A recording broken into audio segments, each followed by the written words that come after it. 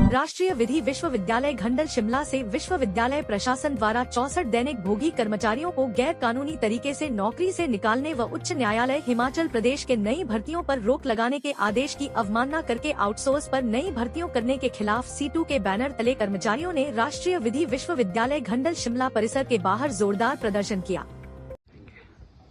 National law university जो है उसके बाहर हम प्रदर्शन कर रहे हैं CITU के बैनर तले।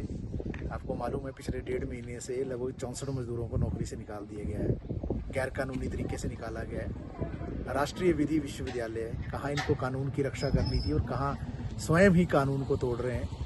हायर एंड फायर के तरीके से 31 दिसंबर तक जो मजदूर काम कर रहे थे 1 जनवरी से उनको काम से बाहर कर दिया गया। हमारे देश के अंदर हायर एंड फायर का कोई कानून नहीं है। हमारे देश के अंदर जो कानून है मजदूरों के संदर्भ में उसकी एक प्रक्रिया है और वो साफ कहता ही है कि किसी भी मजदूर को अगर नौकरी से निकालना है उस प्रक्रिया का पालन करना है, नोटिस का प्रावधान उसमें करना होता है और दूसरी चीज़ें करनी होती हैं। अलबत्ता सवाल कुछ और है। यहाँ सवाल ये है कि ये मजदूर जो 64 मजदूर हैं जो सफाई कर्मचारी के रूप में काम कर रहे थे, सुरक्षा कर्मचारी के रूप में काम कर रहे थे, टेक्निकल वर्कर्स थे जिसमें इलेक्ट्रीशियन, प्लम्बर, कारपेंटर इस तरीके के मजदूर थे, ड्राइवर थे, हॉस्टल अटेंडेंट थे। ये मजदूर जो हैं डेली वेजर के रूप में या फिर यूनिवर्सिटी के कॉन्ट्रैक्ट के रूप में काम कर रहे थे। और हमारे प्रदेश के अंदर आपको मालूम है कि डेली वेजर के लिए भी एक प्रक्रिया रही है हमारे प्रदेश के अंदर कि 8 साल वाले, 4 साल वाले, 5 साल वाले, 6 साल वाले उनको रेगुलराइज किया जाता रहा है। कॉन्ट्रैक्ट के लिए आपको स्वयं मालूम है सरकारी कॉन्ट्रैक्ट 8 साल से शुरू हुआ था और बाद में 2-3 साल में जो है उसमें रेगुलराइजेशन का प्रावधान आ गया था।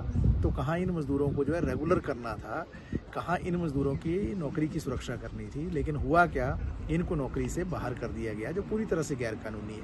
अब बताइए कि 12 घंटे ड्यूटी लेते थे, तनख्वाह 8 घंटे की देते थे, जो भी वो भी पूरी नहीं देते थे, उसमें से भी 25 या 50 रुपये कम देते थे पर डे। तो न्यूनतम वेतन ये नहीं देते थे, ओवर टाइम वेतन का भुगतान ये नहीं करते थे। बहुत सारे मजदूरों के लिए साप्ताहिक अवकाश जो वीकली ऑफ है उसका प्रावधान नहीं था। अर्नड लीव, कैजुअल लीव और फेस्टिवल हॉलीडेज है, नेशनल हॉलीडेज है, मेडिकल लीव है, वो इनको नहीं, मजदूरों को नहीं दी जाती थी। EPF और ESI का प्रावधान नहीं था। मजदूरों के लिए जो भी बुनियादी आवश्यकताएँ थी उसकी कोई पालना नहीं की जाती थी।